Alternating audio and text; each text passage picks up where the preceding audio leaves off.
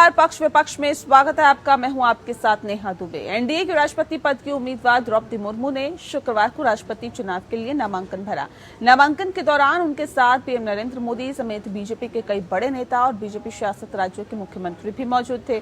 इस दौरान बीजेडी और वाईएसआर कांग्रेस के नेताओं की मौजूदगी ने साफ कर दिया कि द्रौपदी मुर्मू का राष्ट्रपति बनना तय है। लेकिन द्रौपदी ने आम सहमति की कोशिश नहीं छोड़ी। उन्होंने कांग्रेस के अंतरिम अध्यक्ष सोनिया गांधी, पश्चिम बंगाल की मुख्यमंत्री ममता बनर्जी और एनसीपी प्रमुख शरद पवार से फोन पर बातचीत की और राष्ट्रपति चुनाव में समर्थन देने की अपील की। बताया जा रहा है कि ममता बनर्जी ने द्रौपदी मुर्मू को राष्ट्रपति चुनाव के लिए शुभकामनाएं दी और साथ ही कहा कि वे अपनी पार्टी में उन्हें समर्थन देने के लिए चर्चा करेंगी। हालांकि ममता का द्रौपदी मुर्मू को समर्थन देना मुमकिन नजर नहीं आ रहा है, क्योंकि खुद उन्हीं की पार्टी टीएमसी के नेता यशवंत सिन्हा राष्ट्रपति पद के लिए उम्मीदवार हैं और विपक्षी दलों ने आपसी सहमति से ही उन्हें उम्मीदवार बनाया है। एक रिपोर्ट देखें।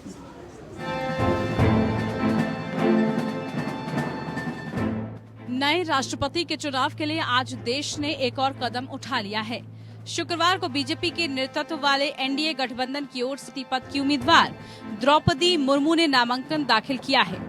नामांकन दाखिल करने से पहले द्रौपदी मुर्मू ने महात्मा गांधी की श्रद्धांजलि अर्पित की। नामांकन के लिए संसद भवन पहुंची। नामांकन के दौरान उनके साथ प्रधानमंत्री नरेंद्र मोदी भी मौजूद थे। द्रौपदी मुर्मू की ओर से 4 सेटों में नामांकन दाखिल। पहले सेट में पीएम नरेंद्र मोदी खुद प्रस्तावक बने। इसके अलावा अमित शाह, राजनाथ सिंह समेत भाजपा संसदीय दल के सदस्यों ने उनके नाम का अनुमोदन किया। नामांकन की प्रक्रिया पी नड्डा, अमित शाह और केंद्र सरकार के कई मंत्री भी मौजूद थे। यही नहीं, योगी आदित्यनाथ, शिवराज सिंह चौहान, मनोहर लाल खट्टर, विश्वास शर्मा, पुष्कर समेत भाजपा शासित राज्यों के कई मुख्यमंत्री भी पहुंचे थे। नामांकन ही संसद भवन में एनडीए उम्मीदवार की जीत की तस्वीर भी नजर आने लगी। द्रौपदी मुर्मू के नामांकन के दौरान एनडीए की एकजुटता भी नजर आई। इस दौरान जेडीयू के नेता मौजूद रहे। इसके अलावा बीजेडी और जगन मोहन रेड्डी की पार्टी वाईएसआर कांग्रेस के नेता भी नामांकन में पहुंचे। द्रौपदी मुर्मू को एलजेपी, हिंदुस्तानी आवाम मोर्चा और सिक्किम के सीएम का भी समर्थन मिल गया है।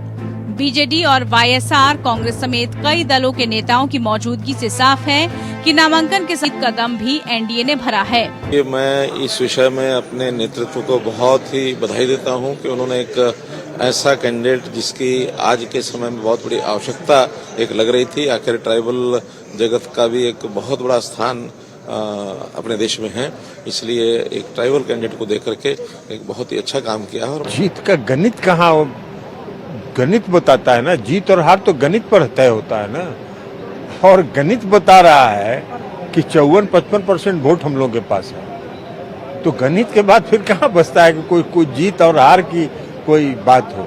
बहुत अच्छी चॉइस है और मुझे लगता है कि एक ऐसा वर्ग जिसको आज तक इतने बड़े मुकाम पर पहचान नहीं मिली, प्रधानमंत्री और एनडीए ने चुनकर एक ऐसे कैंडिडेट को उतारा है और मुझे लगता है कि देश भर के लोगों ने सराहा भी है और सर्वसम्मति भी मुझे लगता है, उम्मीद है कि हम सबकी होनी चाहिए। वहीं आदिवासी नेता द्रौपदी मुर्मू को प्रत्याशी बनाए जाने पर झारखंड मुक्ति मोर्चा के लिए दुविधा खड़ी हो गई है। जेएमएम के सामने दुविधा है कि वो देश को पहला आदिवासी राष्ट्रपति देने में अपना योगदान दे या फिर गठबंधन धर्म का पालन करे। उधर सपा और बीएसपी के निर्णय पर भी सबकी नजर होगी। द्रौपदी मुर्मू के नाम के ऐलान के बाद भाजपा अध्यक्ष जेपी नड्डा ने कहा था कि ये बेहतर होता कि वो निर्विरोध ही चुन ली जाती, लेकिन विपक्ष के उम्मीदवार घोषित किए जाने के बाद आम सहमति की उम्मीद नहीं के बराबर रह गई है। हालांकि द्रौपदी मुर्मू ने विपक्ष से समर्थन की कोशिश शुरू कर दी है।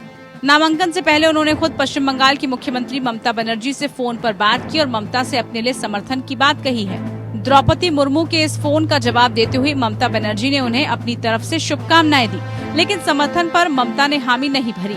उन्होंने मुर्मू से कहा कि पार्टी तय करेगी कि क्या करना है। हालांकि ममता का द्रौपदी मुर्मू को समर्थन देना मुमकिन नहीं नजर आ रहा है, क्योंकि खुद उनकी पार्टी टीएमसी के नेता यशवंत सिन्हा भी राष्ट्रपति पद के लिए उम्मीदवार हैं। विपक्षी दलों ने आपसी सहमति से उन्हें उम्मीदवार बनाया है। उधर एनडीए की उम्मीदवार द्रौपदी मुर्मू ने ममता बनर्जी के अलावा कांग्रेस अध्यक्ष सोनिया गांधी और एनसीपी चीफ शरद पवार से भी बात की। जिससे उन्होंने इन तमाम बड़े दलों का समर्थन मांगा है। सभी की तरफ से मुर्मू को शुभकामनाएं दी गई हैं। द्रौपदी मुर्मू मूल रूप से ओडिशा के मयूरभंज जिले की रहने वाली हैं और वो आदिवासी समुदाय संथाल से ताल्लुक रखती हैं। 1997 में भाजपा में शामिल हुई द्रौपदी मुर्मू ओडिशा विधानसभा की सदस्य रही हैं और नवीन पटनायक की सरकार में मंत्री के तौर पर भी काम कर चुकी हैं। वो झारखंड की पहली महिला राज्यपाल भी थी। झारखंड की राज्यपाल के रूप में उनका कार्यकाल भी निर्विवाद रहा था। अब जबकि उन्होंने एनडीए उम्मीदवार के तौर पर अपना नामांकन भर दिया है, तो नामांकन के दौरान मौजूद बीजेडी और जगन मोहन रेड्डी की पार्टी वाईएसआर कांग्रेस के नेताओं की मौजूदगी से राष्ट्रपति चुनाव की तस्वीर लगभग साफ हो गई है। नामांकन के साथ ही द्रौपदी मुर्मू की राष्ट्रपति भवन की राह आसान होती दिख रही है। Bureau report, APN news.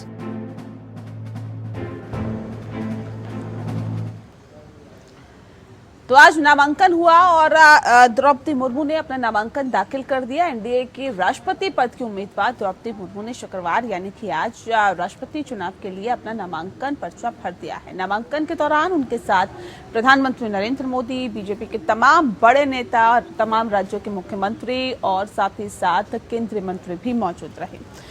इस दौरान बीजेडी और वाईएसआर कांग्रेस के नेताओं की भी मौजूदगी वहां पर साफ तौर पर दिखाई दे रही थी और ये बताया जा रहा था कि सीधे सीधे एनडीए की जो प्रत्याशी हैं वो अब राष्ट्रपति पद के लिए उनका रास्ता पूरी तरह से साफ है। इस विषय पे आज हम तफसील से चर्चा करेंगे। खास मेहमान हमारे साथ मौजूद है, उनसे आपका परिचय करा देते हैं। इस वक्त हमारे साथ अनिल गोयल जी हैं, नेता हैं भारतीय जनता पार्टी के। बहुत स्वागत है आपका। हमारे साथ रत्नेश मिश्रा जी जुड़ गए हैं, प्रवक्ता हैं कांग्रेस पार्टी के। आपका भी बहुत स्वागत है। रत्नेश जी, कितना बड़ा झटका कहा जा सकता है फिलहाल आप लोगों के लिए और साथ ही साथ पूरे विपक्ष के लिए, क्योंकि अभी तक तो ये कहा जा रहा था कि देखिए एनडीए के पास बहुमत ही नहीं है, कैसे साबित करेगी, या फिर यूं कहें कि कैसे राष्ट्रपति को जिताया जाएगा, प्रत्याशी को अपने जिताया जाएगा। अब तो वो कह रहे हैं कि देखिए हमारे पास पूर्ण बहुमत है और हम अपने प्रत्याशी को राष्ट्रपति बना सकते हैं। बीजेडी, वाईएसआर, सिक्किम के सीएम का भी समर्थन यहाँ पर हासिल होने की बात की जा रही है। जेएमएम भी हो सकता है कि समर्थन दे दे। अब ऐसे में कितना बड़ा झटका आप लोगों के लिए कहा जा सकता है, विपक्षी एकता के लिए? मैम, राष्ट्रपति का जो चुनाव होता है भारतीय संवैधानिक व्यवस्था में, वो कहा जाता है कि आत्मा की आवाज सुनकर वोट कीजिए। राष्ट्रपति देश का चुना जाता है, किसी पार्टी व्यक्तिगत का नहीं चुना जाता। और हमने पहले भी इतिहास देखा है कि एक पूर्ण सत्ताधारी दल, पूर्ण बहुमत की पार्टी वाला कैंडिडेट चुनाव हार गया था और एक जिसको किसी एक पार्टिकुलर नेता ने खड़ा किया था वो चुनाव जीत गए थे। तो राष्ट्रपति चुनाव में विपक्ष बिल्कुल यशवंत सिन्हा जी को लेकर एकजुट है और हम इस बात के लिए बिल्कुल आश्वस्त हैं कि विपक्ष का कैंडिडेट इस बार राष्ट्रपति के पद पर सुशोभित होगा और उस पद की गरिमा बढ़ाएगा। नहीं, कैसे? ये भी तो एक अहम सवाल हो जाता है, कैसे होगा? अगर आप कहते हैं विपक्ष का कैंडिडेट राष्ट्रपति के पद पर सुशोभित होगा, तो सर कैसे होगा? आंकड़े क्या कहते हैं? देखिए, मैंने एक बार पहले आपसे भी कहा कि अभी चुनाव जो होता है राष्ट्रपति का, वो अंतरात्मा की आवाज से होता है और वहां पे किस दल से आप हैं, किस दल से नहीं है, ऐसा कुछ बहुत सारी जगहों पर ऐसा हो सकता है कि जो भारतीय जनता पार्टी के सांसद या विधायक हैं वो विपक्ष के कैंडिडेट को वोट, ऐसा भी तो हो सकता है कि क्रॉस वोटिंग हो जाए। तो हम बिल्कुल इस बात को लेकर आश्वस्त हैं कि राष्ट्रपति जो भी चुना जाएगा वो ऐसा व्यक्ति चुना जाएगा जो संविधान का रक्षण, प्रतिरक्षण और संरक्षण करने में सक्षम हो। ठीक है। बहुत महत्वपूर्ण सवाल ये भी है कि जिस बात का जिक्र अभी रत्नेश जी कर रहे हैं, अनिल गोयल जी क्रॉस वोटिंग की संभावना जता रहे, कह रहे हो सकता है क्रॉस वोटिंग हो जाए, इससे इनकार किया जा सकता है क्या? नेहा जी, मुंगेरी लाल के हंसने सपने देखने में कोई बुराई नहीं। आज जो स्पष्ट दिखाई दे रहा है कि आदिवासियों की बात तो करते हैं, पिछड़ों की बात तो करते हैं, लेकिन जब उनको आगे बढ़ाने का मौका मिलता है तो गिरगिट की तरीके से रंग बदल देते हैं। आज ये साबित हुआ है कि प्रधानमंत्री जी ने जो 2014 में संसद में माथा टेक कर कहा रहा था कि हमारी सरकार गरीबों को समर्पित सरकार है, और वो करके मोदी जी ने 2014 से आज तक लगातार दिखाया है। और 75 वर्ष में पहली बार आदिवासी वो भी महिला को राष्ट्रपति पद पर जो उम्मीदवार बनाया है, तो ये दिखाया है कि ये पार्टी गरीबों की पार्टी है, आदिवासी की पार्टी है, पिछड़ों की पार्टी है, उनको सम्मान देना जानती है। आज 11 करोड़ आदिवासी लगभग पूरे भारत के अंदर हैं, उनका सम्मान पार्टी ने दिया है। और एक बात ये देखेंगे कि उनका मनोबल बढ़ेगा और वो राष्ट्र के मुख्य धारा में शामिल होने के लिए और अधिक प्रोत्साहित होंगे। जिनको हम अति पिछड़े कहते हैं, आज उनको सम्मान दिया है। और एक सबसे बड़ी बात यह है कि जो विरोधी दल है उन्होंने भी, विपक्षियों में भी फूट पड़ गई है और धीरे धीरे हमारी पार्टी के उम्मीदवार को समर्थन देना शुरू हो गए। मेरा तो ये मानना है कि विपक्षी दलों का बड़प्पन इसी में है। अगर वो वाकई में पिछड़ों के हितैषी हैं, अगर वो वाकई में आदिवासियों के हितैषी हैं, अगर वो वाकई में देश के पिछड़े लोगों को आगे बढ़ाना चाहते हैं, तो निर्विरोध इनको चुनना चाहिए और अपना उम्मीदवार वापस लेना चाहिए, जिससे कि पूरे देश में और पूरे विश्व में ये मैसेज आए कि भारत के राजनीतिक दल निश्चित तौर पर भारत के हर गरीब के साथ खड़े हुए हैं। ठीक है। और अगर विरोधी दल ऐसा नहीं करते हैं तो ये अपना जो मौका है वो हाथ से गंवाते हैं और ये मैसेज जाता है ठीक कि है। ये सब कहने के लिए पिछड़ों के साथ है। ठीक है रत्नेश जी, लेकिन सुना हकीकत में आपने, पिछड़ों के साथ उनका साफ तौर पे कहना है कि देखिए भारतीय जनता पार्टी गरीबों की पार्टी है, पिछड़ों की पार्टी है, आदिवासियों की पार्टी है और द्रौपदी मुर्मू का विरोध करके आप सत्ता पक्ष का विरोध नहीं कर रहे हैं, आप महिला का विरोध कर रहे हैं, आप आदिवासी महिला का विरोध कर रहे हैं। विपक्षी पार्टियों का काम सिर्फ विरोध करना ही है। अगर विरोध करना है तो कोई ठोस निर्णय के साथ विरोध करिए ना सर। यहाँ जी जो गोयल जी ने अभी कहा, मुझे बड़ा दुख हो रहा है कि गोयल जी की पार्टी की मानसिकता और गोयल जी की मानसिकता ऐसी है कि इन्होंने राष्ट्रपति पद को भी जाति में बदल दिया।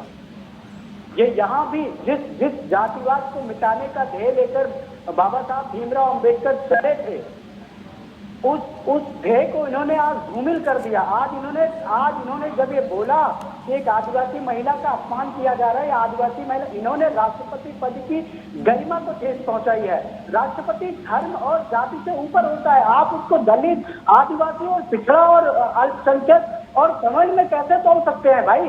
अगर ये मान ली इनकी बात से तो ऐसा लगता है कि फिर तो भारतीय जनता पार्टी सवर्णों का विरोध करती है। क्या इस बात को स्वीकार करेंगे कि किसी सवर्ण को कैंडिडेट ना बनाकर भारतीय जनता पार्टी ने सवर्णों का विरोध किया है? ठीक है, जवाब दीजिए सर। ये कैसे बात? अनिल जी जवाब दीजिए जल्दी से। दुख है, मुझे बड़ा दुख हो रहा है कि इन्होंने राष्ट्रपति जैसे सम्मानित पद को भी जातिगत राजनीति में लाके फंसा दिया। अरे गोयल जी, कम से कम राष्ट्रपति पद को तो अब सुन लेते हैं आप रत्नेश जी। चिंता है। अरे भैया, सुनने की आदत डालो। कांग्रेस में ये सबसे बड़ी कमजोरी है कि अपनी बात कहते हैं, अपने विरोधियों की बात सुनने को तैयार नहीं है और इसी का परिणाम क्या है?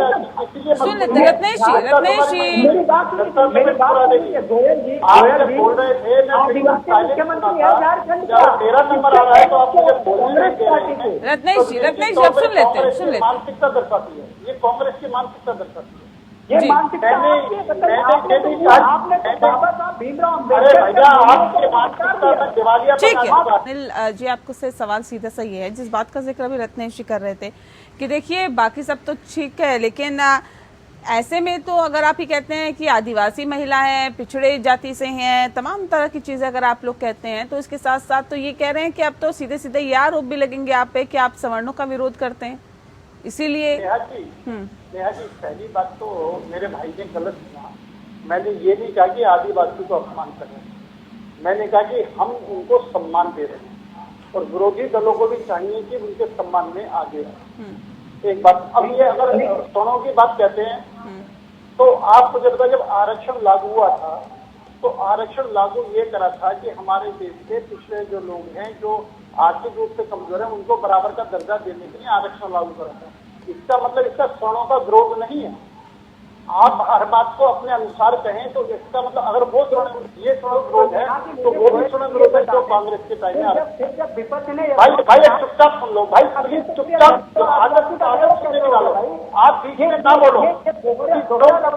हारने वाले खिलाड़ी मैदान में बोलता है, वो काम आप कर रहे हो। आपके साथ सुनने की कैपेसिटी नहीं है, आप अपने विषय को सुन नहीं सकते, आप अपने कर्मियों को सुन नहीं ठीक है सकते। ठीक है ठीक है, लेकिन ठीक है रत्नेश जी, अनिल जी, एक सेकंड, ऐसे नहीं होगा बिल्कुल भी। एक एक करके अपनी बातों को रखिए। नहीं, इस तरह से नहीं। दो शांत हो जाइए, सवाल सुनिए रत्नेश जी। जिस तरह सुनिए सर, सवाल तो सुन लीजिए रत्नेश जी, सवाल तो सुनेंगे ना तभी तो जवाब देंगे। नहीं, सुन लीजिए। सवाल ये है कि अगर द्रौपदी मुर्मू खुद फोन करके, सुनिए ना, अगर पहला दलित राष्ट्रपति कौन था और किसकी सरकार में किस पार्टी ने बनाया था? अरे तो आपने जब दोनों का विरोध करा था क्या? अरे आप बताइए, जब आपने दोनों का विरोध करा था, आप क्या कर रहे हैं? और भाई वो दूसरों को बोलना था, फालतू बोलना दूसरों को क्या था? तो जब आपने दोनों को विरोध करा था क्या? नहीं, ये इस तरह से डिबेट करके आप लोग क्या साबित करना चाहते हैं सर? रत्नेश जी, क्या साबित करना चाहते हैं आप लोग? दलित विरोधी थे उस समय। भारतीय जनता पार्टी का दलित प्रेम कहाँ चला गया था भाई? ठीक है, रुक जाइए। आप बताए ना, रुक जाइए। इन्होंने KR नारायण का 1997 में जब उनको कांग्रेस ने प्रेसिडेंट का कैंडिडेट बनाया था तो भारतीय जनता पार्टी ने कैंडिडेट जब इनका दलितों का पॉइंट डिबेट होने दो। मैं इनकी हर बात का जवाब दूंगा। मुद्दे से मत भटकिए, ट्रैक से इधर जाने दीजिए, ये डिबेट को डिबेट रहने दीजिए प्लीज।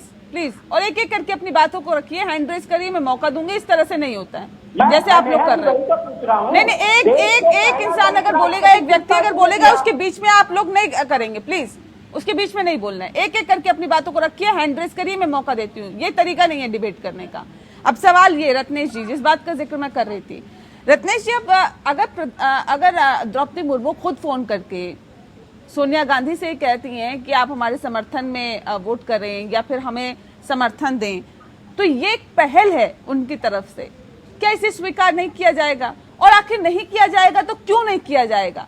क्या वजह है? कैंडिडेट में ऐसी क्या दिक्कत है? क्यों आप लोगों को लगता है कि द्रौपदी मुर्मू का विरोध करना चाहिए, वो राष्ट्रपति पद के लिए नहीं है? या फिर वजह ये है कि एनडीए का प्रत्याशी इसलिए आप विरोध कर रहे हैं? वजह क्या है इसके पीछे? देखिए, द्रौपदी मुर्मू जी का विरोध कौन है? वो एक वो सत्ता पक्ष के कैंडिडेट हैं और यशवंत सिन्हा जी विपक्ष के कैंडिडेट हैं। और लोकतांत्रिक व्यवस्था में सबको चुनाव लड़ाने का और सबको चुनाव लड़ने का अधिकार है। आप क्या चाहते हैं? भारतीय जनता पार्टी क्या साबित करना चाहती है कि विपक्ष को आप जातिगत राजनीति का गणित बता के, आप जाति की उलाहना दे के क्या विपक्ष को आप चुनाव लड़ने से रोक दें? ये तो किसी लोकतांत्रिक व्यवस्था का पास नहीं है। हमने द्रौपदी मुर्मू जी को कैंडिडेट बनाए जाने का विरोध कभी नहीं किया।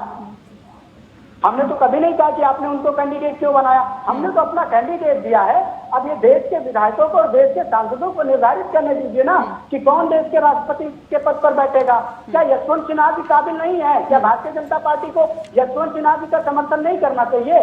यशवंत सिन्हा जी के पास तो केंद्र की सरकार में बतौर कैबिनेट मंत्री कार्य करने का अनुभव रहा है। और दूसरी सबसे बड़ी बात, यशवंत सिन्हा जी भारतीय जनता पार्टी के संस्थापक सदस्य आदरणीय अटल बिहारी वाजपेयी जी की सरकार में मंत्री थे।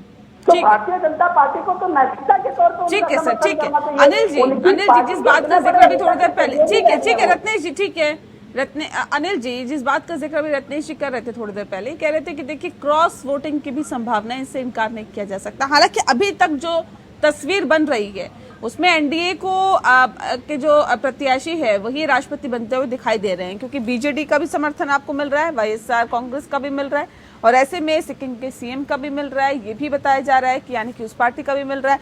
तो ऐसे में आपका प्रत्याशी सीधे सीधे जाता हुआ दिखाई दे रहा है राष्ट्रपति पद के लिए, लेकिन क्रॉस वोटिंग से इनकार नहीं किया जा सकता।